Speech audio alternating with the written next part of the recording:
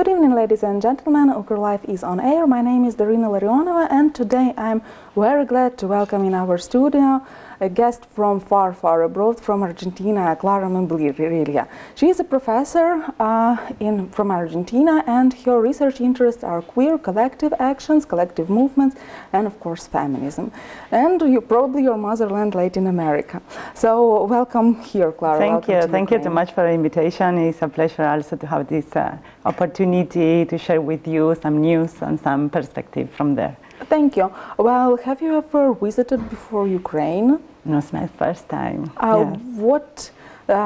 What makes you come here? Why do you decide?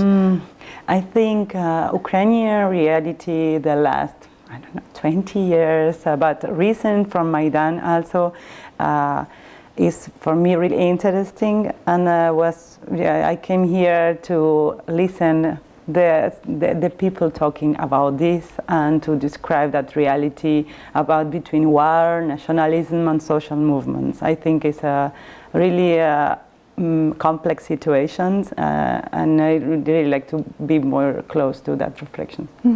Actually, events from Latin America are hardly ever covered in Ukrainian media, especially in detail. However, many people have heard about recent protest in Latin America, which was an answer to violent murder and I guess rape and torturing of 16 years old girl, Lucia Perez. Yes. I think, and she was from Argentina. Yes, from the country of your origin. Can you it was a mass protest not only in Argentina but across Latin America and I guess even in Europe. Yes. Can you tell me what is the demand of this movement and what are the results of this movement so far? Okay, this movement is an answer for one statistic we have.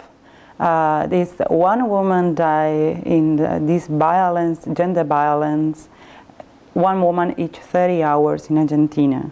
We have this statistic, and I've been always these cases of really violence. We have all the characterization already about what violence against women means, and we have also feminicide as a category in the justice process.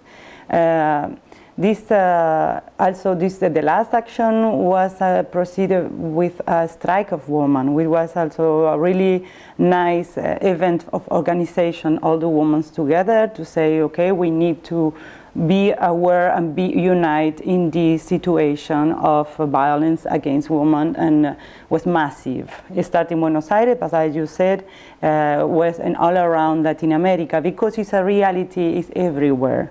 So in this reality, we are denouncing several things. First is the absolutely machist system, also injustice, because the people who is involved in these cases is really, really difficult, the procedure for justice to them. So we have this denounce also how justice have something to do in the structures with machism also. So this is a denunciation, is a claiming for established the laws necessary to protect the women and to educate population in these issues about gender violence and prevent. But almost all the cases, mostly of the cases who ends with the death of the woman, they already have been put denouncing justice. So this is the system as we know now. So it's a complaint about how it's working, how all the justice and the state organization is working, and the women are like the most suffering part in this. How do you think, will it be successful in meanwhile?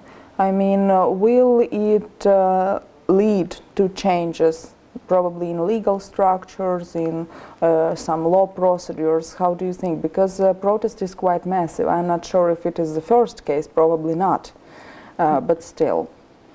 I'm really skeptical about what happens with the laws, you know, because in the kind of government we have in Argentina and in Latin America in general are really conditioned for the old structures of power, and those are really conservative.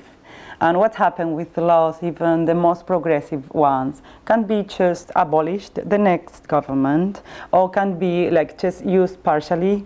So all the movements need to be always active to support the implementation of these laws. The laws about eradication of violence against women, prevention and eradication is the name of the law. It's already a law. I mean, we don't need to achieve that, but there is not like a money budget in that already, and there is not. They are doing it really slow if you compare. Yeah, so you're basically saying that this is like a nominal and very formal part of the solution of this problem. Yes. Then probably there must be some cases of self-defense structures when women try to defend themselves from this violence.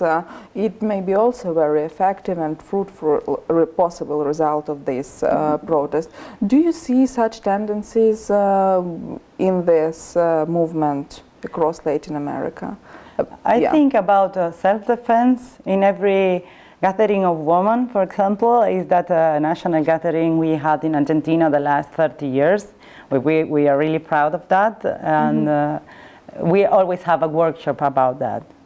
About self-defense. About self-defense.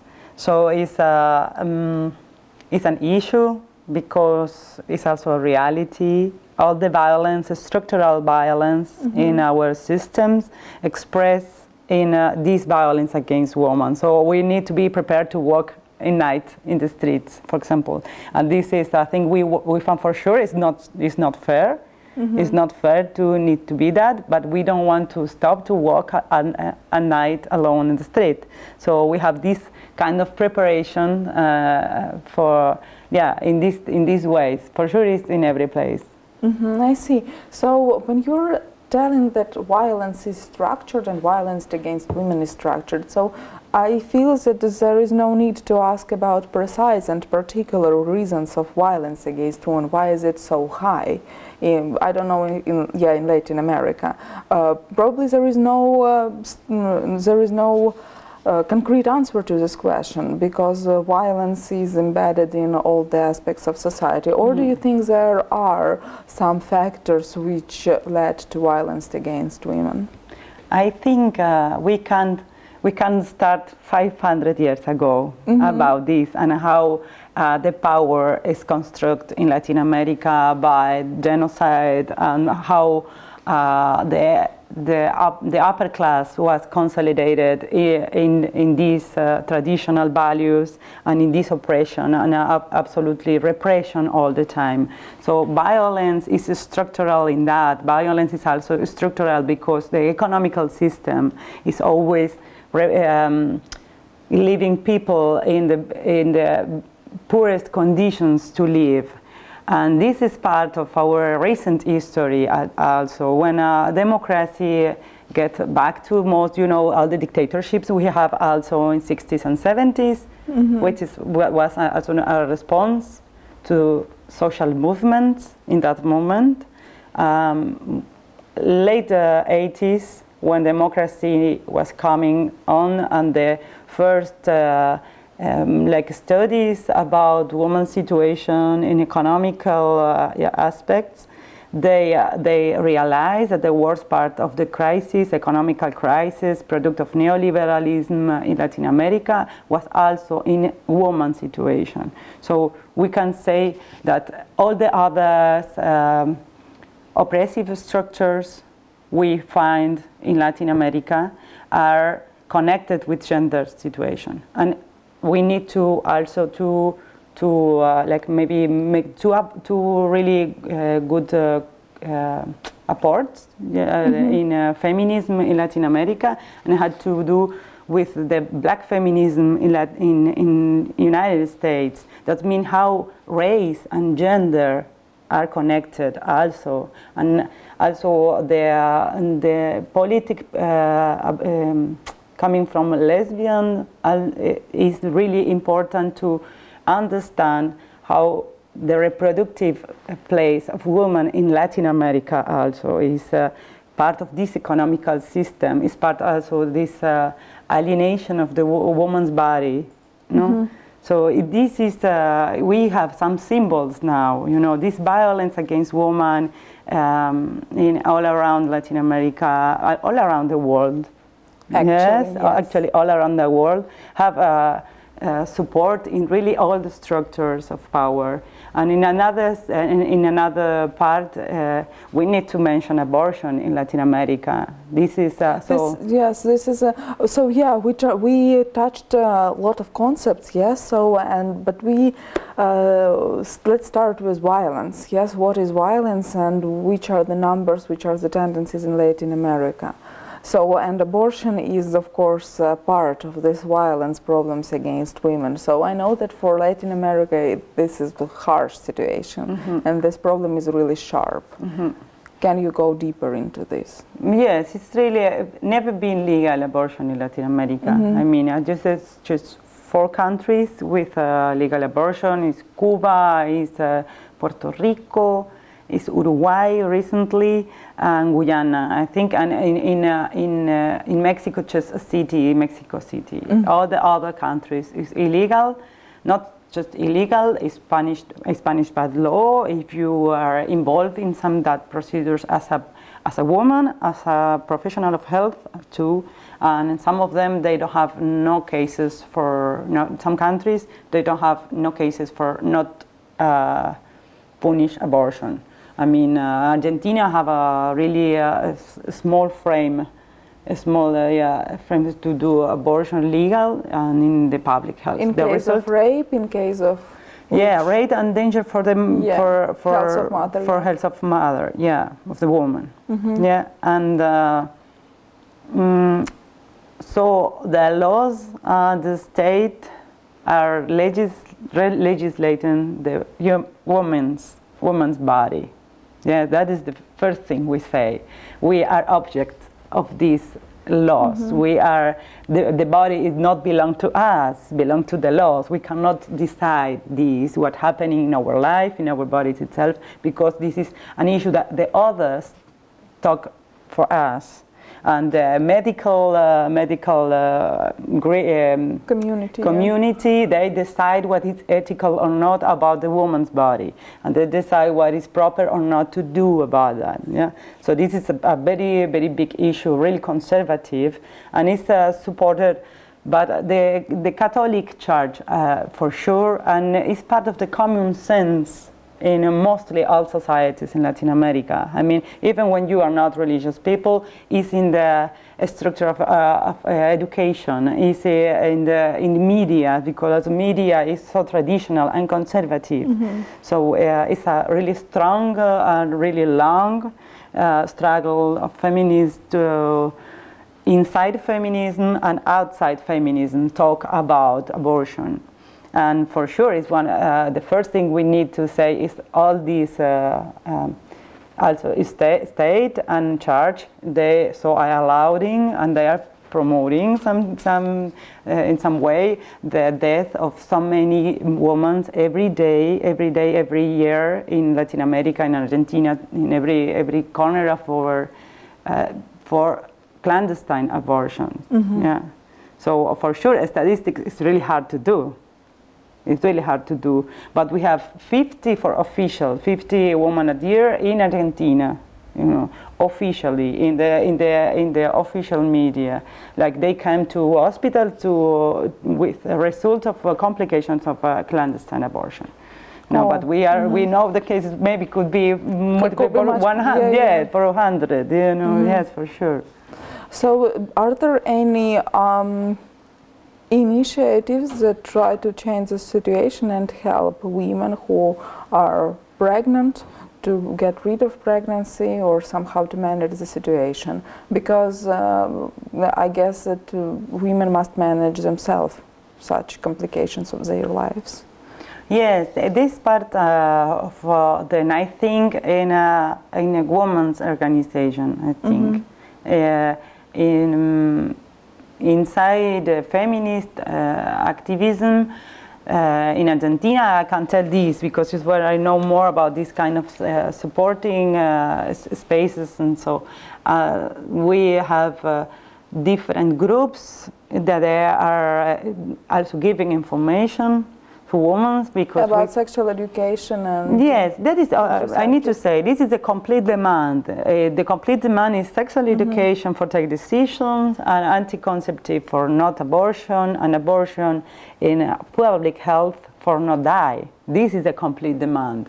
It's part of the teaching we do to society to understand what means this. Means that we don't want to die in clandestine abortions, but means that we need sexually integral education. Also, this claim from education is part of the campaign against the violence. Yeah, it's for eradicate machism in our minds, in our social relationship, in our closet relationships, and so. So not having an opportunity to have an abortion is a kind of violence. It's actually the case of reproductive violence. It is, I guess, so harsh as forcing women to have child. It is also a case of reproductive violence. So, and why don't medical community react somehow? Because, you know, Catholic Church, everything is clear with this threat, yes, with these people. But what about medical communities? They should know the consequences, and probably they do know. Yes, they know, and they support the traditional values. That's simply because it will break the common sense and consensus. Because and there is the ethic principle about life, which is a kind of is in the Constitution. It's a law. Like life precedes to any other law in for Argentinian state. For example, we're talking about this case in abortion, yeah. So it's they say, okay, so life is the first thing we respect, but supporting this is all the other moral conceptions about that. Yes, for sure. And the thing is, yes, it's violent because we cannot deceive. We cannot have a choice. We cannot decide. There is another. Our bodies. I mean, the violence gets straight on our bodies. Yes. Our bodies is property from another. You know, and these kind of things in Latin America we have been seeing in different ways. You say this reproductive violence is like a woman as a trophy in wars. You know, so rape in case of military wars, like open wars, or guerrilla wars, or paramilitary or narco traffic situations in Latin America. And there is also the opposite, like there is several cases in Peru, in Bolivia, in Mexico, where different organizations, they sterilize indigenous women to prevent them to have children. No consent, with not consent. I guess that the same story happened with Roma in Europe, and probably in the US I've heard of something. So this is not the only case of fighting with indigenous populations through women's bodies. So like that, women become a mean of war, like I don't know, like a gun or so. Actually, we were talking about how gender issues are embedded into the whole social movement, the structure of social movement in Latin America. Could you tell us a little bit more about this interconnections of gender and women's rights with all the others, social movements like labor rights and so on? Yes. When feminism start to get together, women start to get together in Latin America, and these first gatherings are so realize a situation that we are not just one kind of woman. We have different kind of situations. We have not just situations, we have also the race. I mean, not supporting the idea of race. We said women have been racialized. You know, so also as a woman, you have also the another thing on top. You are like, you have your gender identification is cultural, is social, is economical, but also you have the race. So we have privileged women, we have non-privileged women by race also. And so for sure class. I'm sorry, is it some kind of grading between races? Because I know that, for example, in the US, if we come to, for example, gender wage gap, so I know that there is a gap not only between genders but also between races. For example, white women would earn more than black women, and black women would earn even more than Latino women. Yes. So Latino women tend to face harsh discrimination for sure in labor market. Yes, for sure. Yeah. And I saw that, and I live in my own. Oh, of course. With my own body, not so far in Argentina, don't so clear for me, but going in Bolivia, Peru, Ecuador, is more probably for me have any kind of work because I'm white. That all the indigenous women. Yes, yes, for sure. And there is a grade, you know, it depends how much white you have, you know, how less brown are you there, and how less indigenous are you. So if you're less indigenous, you have more power, or more possibilities, less discrimination, and so. But this is a part of, and also how all the other struggles join us in this. For example, we understand even Latino America in the conquest have been treated as a woman. The land have been raped, have been conquest, have been big in pieces, you know, and grabbing to another markets, and with no respect, not just for the land, for the people who also, as indigenous people, have their own conceptions about what land means and how we live together in this community, in this territory, and how we work in this territory. So women are part of this culture also, and they need to stand up, for example, against mining, against oil extraction, about all the ecocides we have in Latin America. Exploitation, natural resources. Yes. So this is part also of the diversity of situations we had in Latin America as women together. For sure, for all the other things we could talk about violence, we suffer the first, all these things. We suffer with, as workers, we suffer as part of this natural ecocide, and we suffer as women itself, you know, and this treating as a subject of second class in politics. Look the laws we have. We are not, our voice is not there. Yeah, so our state keeps in this machist structure which is characterized forever, you know, history. So, and I guess we were talking about land here, and land and all these land issues are very connected to women, because women are often responsible for food and for working on the land. So really it's what you're talking about. The consequences of machist culture and machist structure are always lying on shoulders, so on women's shoulders. So that's it. And so this this situation faced women of Latin America, and that's why gender agenda is embedded into all the social protests, like we were talking about Zapatista movement, and feminist issues are important there.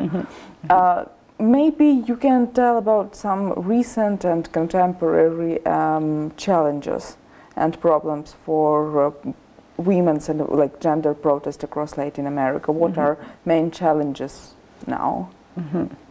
We have these two things we talk about: violence and about abortion, are two main campaigns that is spread all Latin America. I think. They last for how many decades? It's not a new issue. It's for many. It's not a new issue. I think it's 20 years, 30 years, you know, and it'd be really controversial also inside to put this in the public agenda, you know, like always trying to hide these issues and so. But in the end of this discussion is the objectification of the woman, is how we are treating as mercancy, how we are not heard our voices and our claims and our priorities. But the same happened with another issues. The land, the asking for right to the lands in a lot of parts of Latin America, this is also part of a woman claiming they are not here for the power anyway. So what we find interesting about Zapatista, for example, is how a big fight for the right to the land and the right to live as a self-determined in autonomous way is also a fight to uncover other oppressions inside communities and to start to develop as community different strategies to fight against that. So it's like how machism is part of the silence of the indigenous women in politics, for example, in their own communities. It's traditional way in maybe as indigenous root, but also reforce. Women. Reforce in this system, in capitalist system. So all the work we are doing to empower these voices and to connect the fights, because for sure it's not just a woman fight about land, and it's not just a woman fight about deconstruct all the machist power inside other relationships and institutions. You know, at least denounce that, because really I don't think we can change it so far, because it's the structure of this economical system. You know, it's a very global question, and I have been thinking about it a lot, simply because it's so, I don't know, exciting and intriguing probably.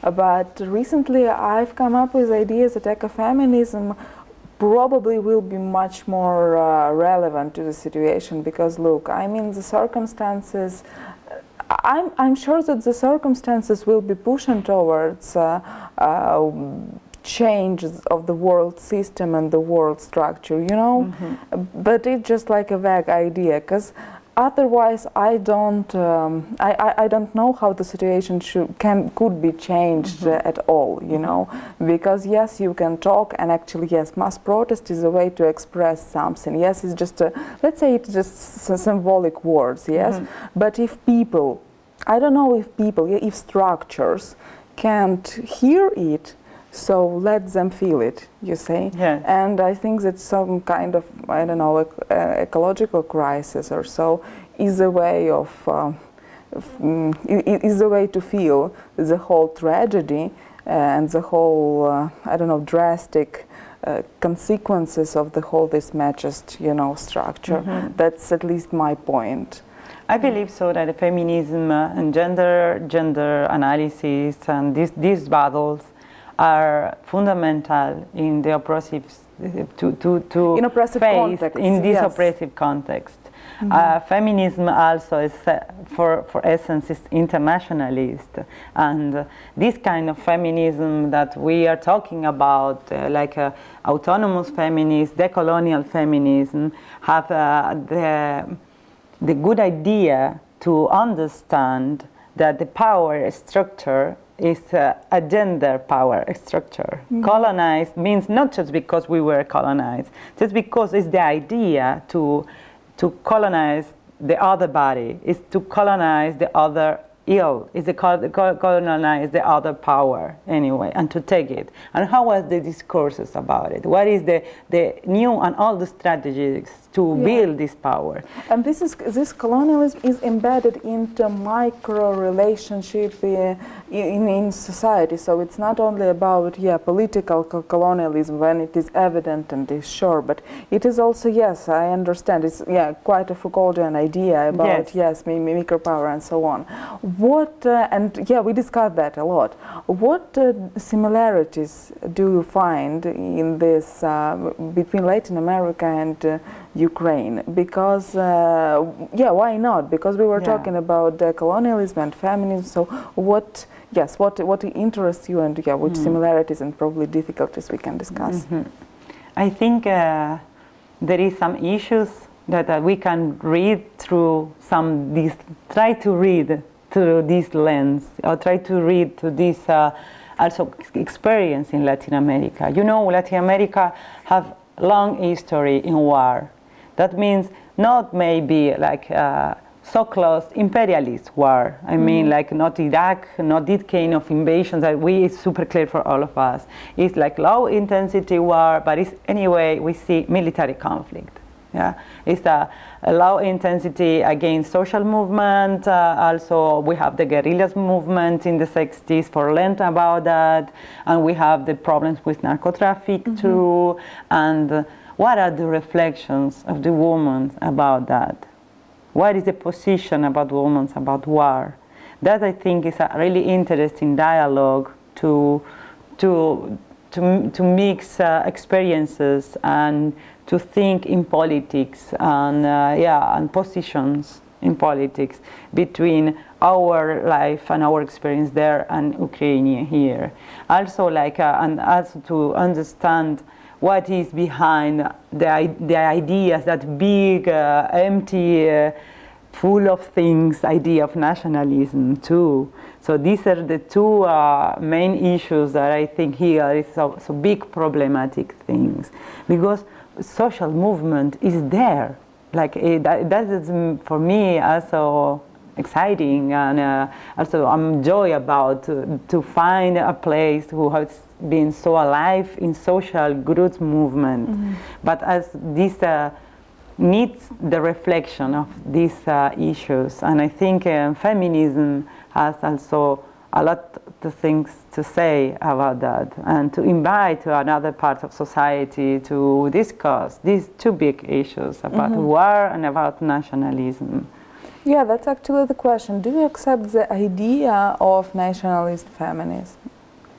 I guess no, it's not a tricky question. Come on. No, I don't. You don't? I don't. You don't? Why? Because I think the idea itself of nations, I mean, in history, I'm coming from history, yes. you know. Yes. So how all history, nationalism, it's been working on?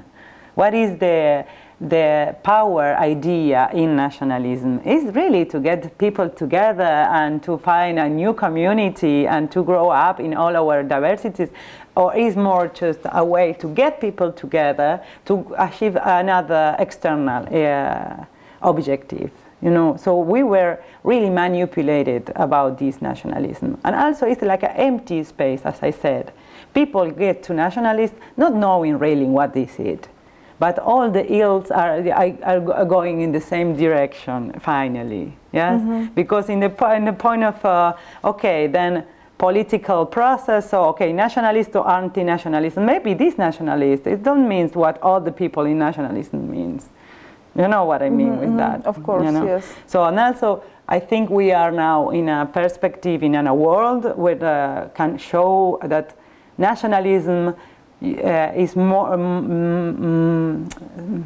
of the times a barrier between the connections of similar realities, and a barrier to organize things, and is a proposal to conflict more than to resolve.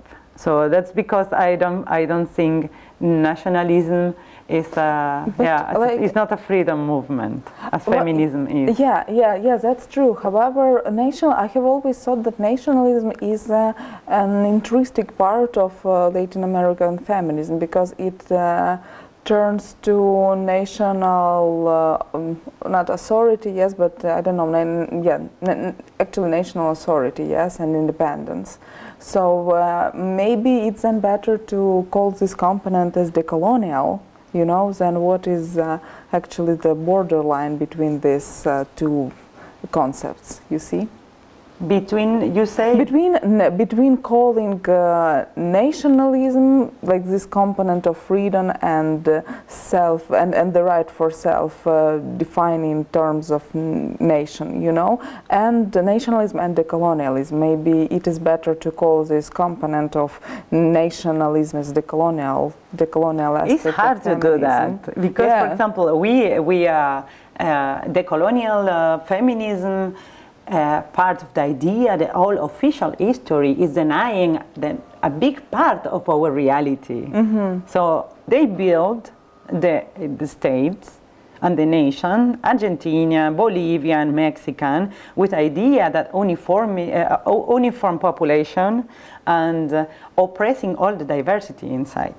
So we are claiming for the other side. You know, we have 200 years history in this side, and it's not working.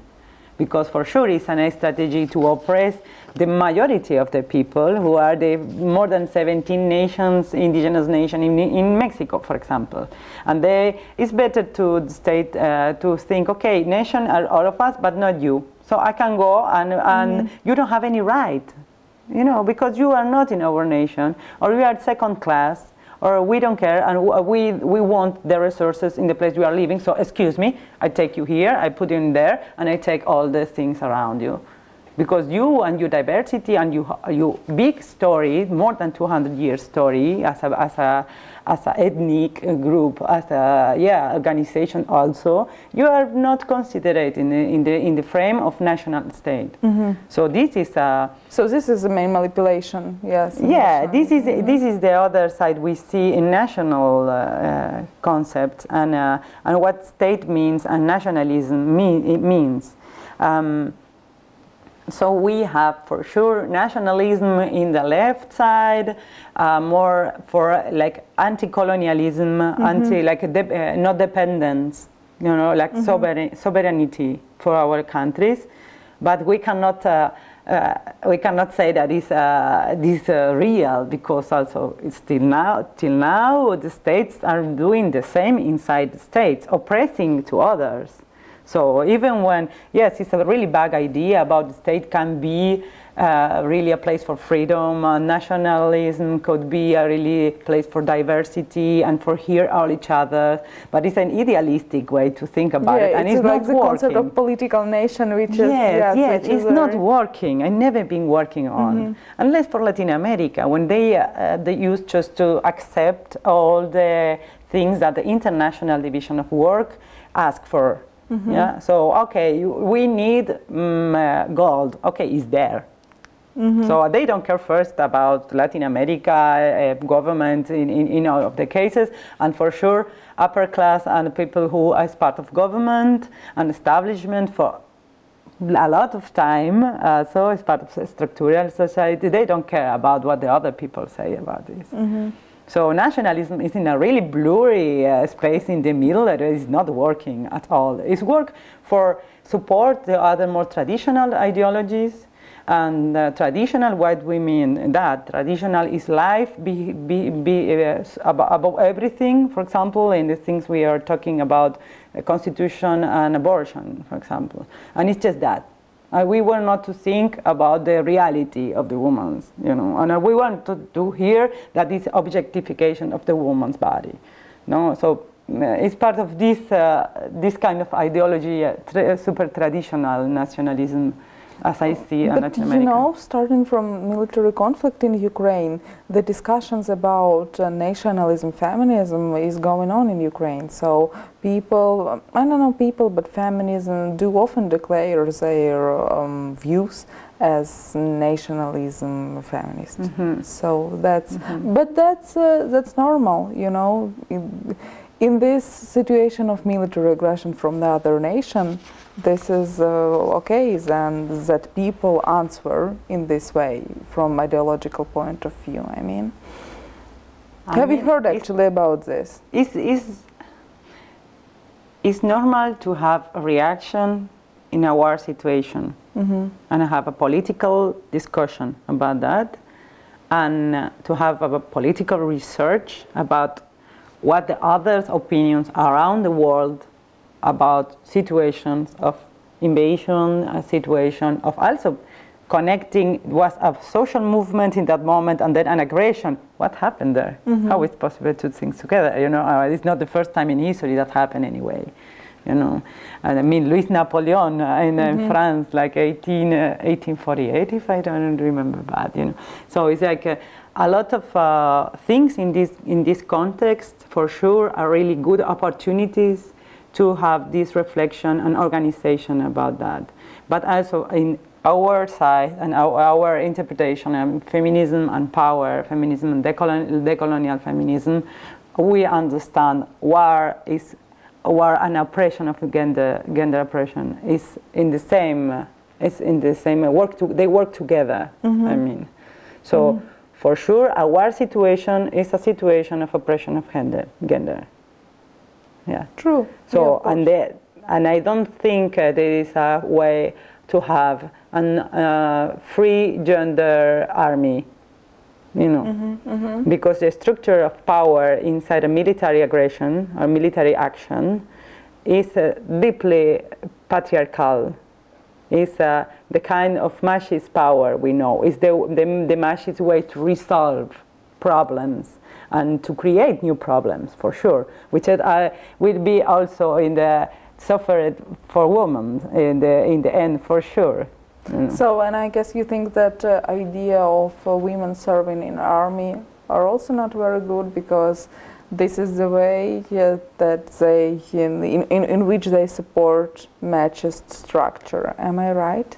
Yes, and I think I mean, you think this is not success, that women, for example, can serve the army and military position? And we have this example in a more revolutionary context in Spain in 1936, you know. And so what they say, okay, it's feminism of equality, okay, we will have the same right to do the same things, but that doesn't mean that it's the right things to do. Exactly, yes. No. Yeah. So maybe because as part of this constructed gender social role, we can say, okay, we can research in history. These are the participation of women in war. These are our discussion. We will keep on this. We will keep in this position, or we want a different kind of resolve this situation. We want really our brothers, our sisters going to war and die for this. We really have a plan to face all the consequences of this. Yeah. I see. Well, a lot of people would argue. Yes, I know, and for sure, this opinion is absolutely. But I wouldn't. Not now. Yes.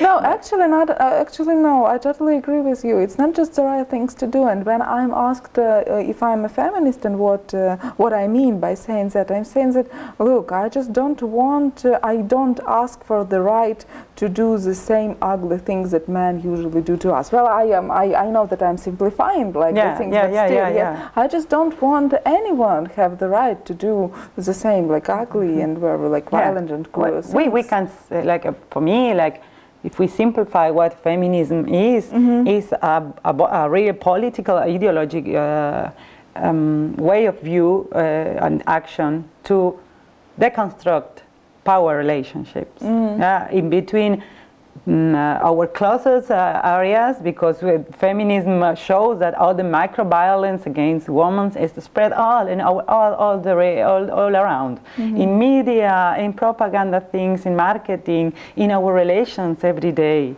Yeah, and the things we consent, the things we teach, and the things we receive from orders. You need to, your body needs to, you will transform yourself to achieve this kind of idea, this gender idea.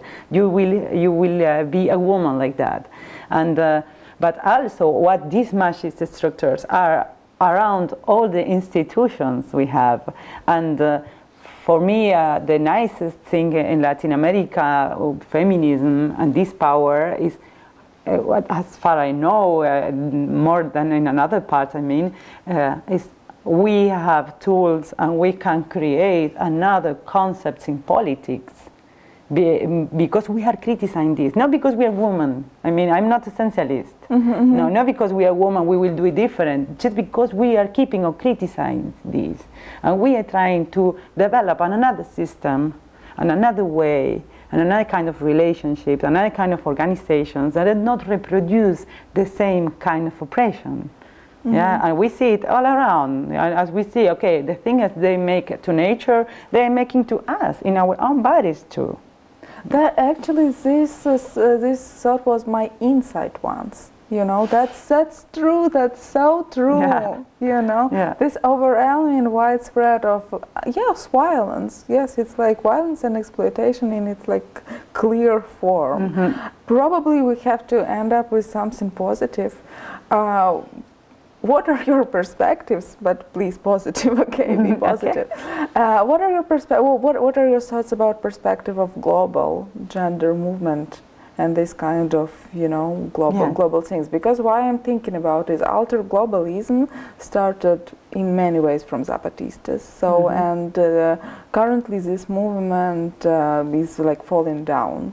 This globalism, movement, but they were quite important, and also they put up gender agenda as well. So it was embedded, start from the beginning. What do you think about perspectives of the same or probably the global movement in any different form? I think it's absolutely necessary to reflect each other as mirrors, you know. Any struggle, every movement is a mirror to the others, to look themselves, to find new things, to talk, to understand, and to share about ideas, about practices, about plans. Why not, you know? And I think, feminism for sure is absolutely altermundist and internationalist, you know. That's because being activist in feminism is not just the thing is, for me, I'm not in this narrow feminism for the reason we were talking about, So in my place, maybe it's more about ecocide. So in the same way we criticize that, we realize we are not alone. We realize there is other places with the same. We realize this company maybe is from Finland, and we can call the comrade there. Hey, it's from there. What we can do in a action conjunct, shared action about this, and these kind of things. That's what I mean to mirrors reflecting each other. When people are doing things, then we are growing in a global action together. Thanks a lot for this interview. Thanks a lot for this interesting and probably intriguing talk. And this is the first coverage, so detailed coverage of Latin America feminism issues. So thank you. And I remind to our audience that today our guest was Clara Membrilla from Argentina. And we'll see you tomorrow. Keep on. Goodbye.